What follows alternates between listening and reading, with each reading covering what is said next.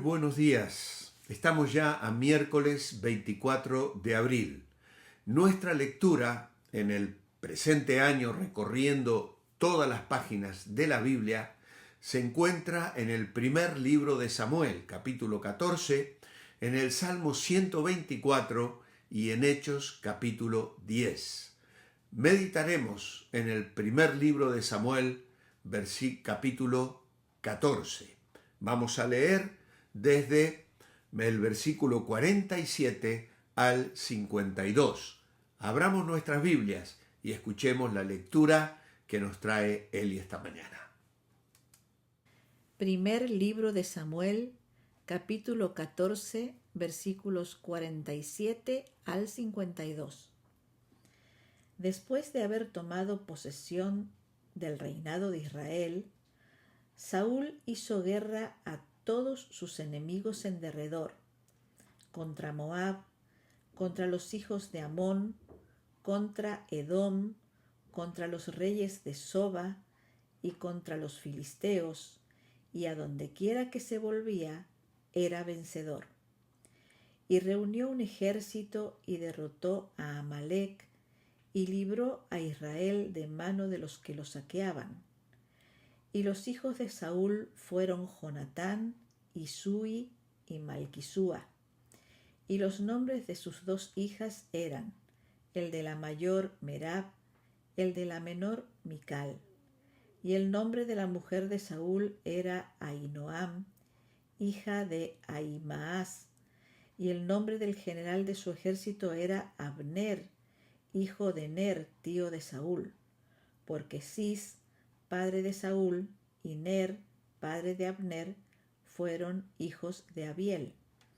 Y hubo guerra encarnizada contra los filisteos todo el tiempo de Saúl, y a todo el que Saúl veía que era hombre esforzado y apto para combatir, lo juntaba consigo. Muchas gracias, Eli. Os quiero recordar, amados hermanos, que si os habéis atrasado un poquito en la lectura, porque vuelvo a repetir, no es fácil continuar el día a día, tenéis los sábados y domingos para recuperar la lectura que se ha quedado atrás. Pero si os habéis quedado muy atrás, yo recomiendo seguir la de cada día. Y luego, en momentos que dispongas, vas atrás y repasas las citas que han quedado esperando. Y no te desanimes, hay que continuar leyendo y marcando en la columna de la izquierda, en el cuadradito, pon una tilde cada día que leas esa porción de la palabra de Dios. De esa forma, cuando volvamos el año próximo, podrás ir cubriendo aquellas que quedaron sin cubrir. Y a lo mejor en 1 año y 2 meses, o en 1 año y medio, o incluso en 2 años, vas a tener la absoluta seguridad de haber leído toda la Biblia, que es la meta que nos hemos propuesto conseguir, porque es una pena que haya muchos cristianos que no puedan asegurar haber leído la Biblia completa de tapa a tapa. Por eso, lee la palabra y medita en ella. Muy bien, nuestro texto hoy es un texto un tanto extraño. ¿Por qué tuvo tanto éxito Saúl exactamente después de que había desobedecido a Dios y que se le había dicho que su reino acabaría en el capítulo 13? Muchas veces las batallas las ganan gente impía. El éxito no está garantizado ni se limita a los justos. Pero una cosa sabemos, Dios actuó de acuerdo a su voluntad. Quizá Dios le dio el triunfo a Saúl por el bienestar de la nación, no porque el rey lo mereciera. Quizá dejó a Saúl en el trono por un tiempo para aprovechar sus talentos militares y para que David, el siguiente rey de Israel, pudiera pasar más tiempo enfocado en las batallas espirituales de la nación. Claro, David era un prófugo en medio de toda esta historia. Es decir, él va a tener, cronológicamente está relatado después, pero este hombre, Saúl, se vuelve un enemigo de David. Y durante todos esos años, David está siendo formado y capacitado por Dios para el liderazgo que habrá de ejercer en el futuro. Cualquiera que hayan sido las razones que tuvo Dios para retrasar la muerte de Saúl, sea como sea, su reinado terminó exactamente en la forma que Dios lo había predicho. El momento oportuno en los planes de Dios y sus promesas solo lo conoce Él. Nuestra tarea es encomendar nuestros caminos a Dios y esperar en Él. Pero, aunque estos versículos que nos ocupan hoy nos presentan un aspecto, diríamos, casi positivo de la vida de este rey, vamos a destacar algunas cosas. Saúl fue un rey imprudente, un líder incapaz. Esta sección plantea como tema de reflexión la relación entre el orden público, que era la guerra, y la piedad personal, el juramento de una persona. La figura atractiva de Jonatán en este capítulo se ubica en el centro de la atención. Por su conducta el ejército cobró más energía para continuar en la batalla, pero de un modo incorrecto y luego abalanzándose sobre el botín. Y a pesar de que era un voto apresurado, Saúl había comprometido a su ejército bajo juramento, pero Jonatán con su proceder había desautorizado tal orden. Aquel ejército que neciamente estaba obligado a hacer ayuno en medio de batallas y de tremendo esfuerzo físico, resulta que el propio Jonatán se alimenta y come. El ejército libró a Jonatán de la muerte, que Saúl se la quería infligir como consecuencia de haber quebrantado el voto y el estúpido juramento de su padre. Aún haciéndolo en ignorancia, Saúl quiso ejecutarlo. La popularidad de Jonatán entre el pueblo parece un anticipo del atractivo mayor que David habría de alcanzar en el futuro. El relato comienza a sugerir una oscuridad que se cierne sobre la vida de Israel y sobre todo el pueblo, y que se encarna en el atractivo de Jonatán. Esta oscuridad va a ser en lo sucesivo el tema principal en toda la narración y la historia relativa a este rey, a Saúl. La sentencia de Samuel ya está en marcha en el relato, en una forma implícita, y ahí empieza a forjarse la realidad. Los eventos comienzan a militar en contra de Saúl. Pero quiero destacar otra cosa. Algunas victorias parecen efectivas. La conclusión del capítulo es un resumen del reinado efectivo de Saúl.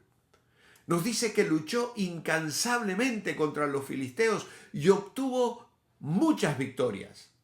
Por eso el pueblo consideraba a Saúl como un hombre fuerte y valiente. Pero luego, cuando él dejó de perseguir a los filisteos, estos regresan a su tierra y la lucha contra ellos siempre será encarnizada. Luego de consolidar su reino, Saúl lucha contra los enemigos que los rodeaban y a todos los vence. Y así libra a los israelitas de quienes les saqueaban. Al principio de la narración, el interrogante que se planteaba era si Saúl podría salvar en el capítulo 10, verso 27. El veredicto fue que él lo logró, y al lograrlo rescató a Israel del sufrimiento y de la humillación de la derrota. Hay ocasiones en que iglesias o ministerios dirigidos por personas que no viven en obediencia o incluso que ocultan grandes pecados en su vida, experimentan victorias y bendición. Tal vez sea la gracia de Dios obrando a favor de aquellos que están engañados, pero que le siguen con sinceridad, lo que hace que puedan experimentar grandes bendiciones del Señor. De todas formas, tristemente, tenemos que destacar que si una iglesia o ministerio que aparentemente tiene éxito, pero está encubriendo pecado, orgullo o avaricia, cuando ésta salga a la luz, el daño será siempre mayor que las aparentes bendiciones. Creyentes desilusionados, enfadados, con Dios y con la fe y con la iglesia, y a veces tristemente rebelados contra Dios. Porque el fruto del pecado siempre es la muerte. Que Dios nos guarde de semejante experiencia de engaño y dolor. Luego, una familia hermosa, pero mal dirigida. Se nos menciona en estos versículos a la familia de Saúl. Tuvo 2 hijos y 3 hijas. Además, su primo era el general de su ejército. Resulta interesante que se colocara a Abner en el centro de la familia. En el futuro, Abner surgirá como un gran hombre que ayudará a marcar el destino de Israel. Saúl manipuló y utilizó a sus hijos, a Mical para casarla con David, buscando que los filisteos lo mataran. A Jonatán lo quiso traspasar con una lanza por su amistad y favoritismo hacia David. Un hombre orgulloso, mal padre, que se entregó al intento de conservar su poder, su lugar, su trono y su propia voluntad en contra de lo que él sabía que Dios había dispuesto para su pueblo. A otro Saulo, como hemos meditado ayer, se le dijo: ¿por qué me persigues? Dura cosa te es dar coces contra el aguijón. Y esto es lo que Saúl vivió toda su vida. Finalmente, su intento de rodearse de hombres poderosos fue egoísta. Se menciona a Saúl reclutando tropas para el conflicto que estaba en curso con los filisteos. Sin embargo, en lo sucesivo, su interés principal se centraría en oponerse a un solo compatriota, a aquel cuyo corazón era conforme al corazón del Señor. Por el momento, el relato sugiere que el rey alternativo que se anunció en el capítulo 13 podría ser Jonatán. Sin embargo, él se mantuvo en su posición real hasta que consiguió entregarla a David.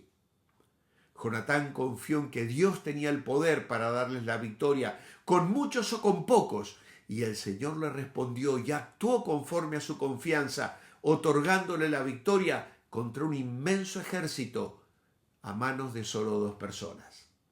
Ese es el desafío que Jonatán representa para los creyentes de todos los tiempos, en especial cuando enfrentan sus problemas en desventaja numérica y tecnológica.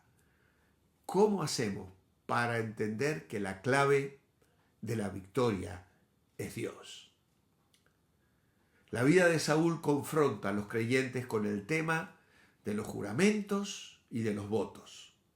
Saúl siguió los pasos de Jefté, el juez que terminó sacrificando a su hija por un juramento apresurado y poco meditado.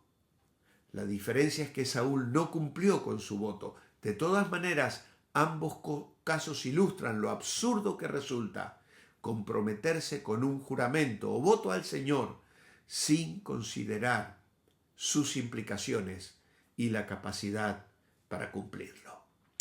Amado Padre, pedimos que en esta mañana la vida de este hombre nos deje lecciones claras para no cometer los mismos errores. Que nos despojemos del orgullo, de las búsquedas personales, de aferrarnos al poder aparente que podamos tener en un ministerio, en la iglesia, en el hogar o donde sea. Que seamos humildes, dependientes de ti. Que nuestro corazón sea un corazón conforme al tuyo. Lo pedimos hoy en el nombre de Jesús. Amén. Manteneos bendecibles y Dios mediante mañana, jueves, nos volvemos a encontrar en este devocional.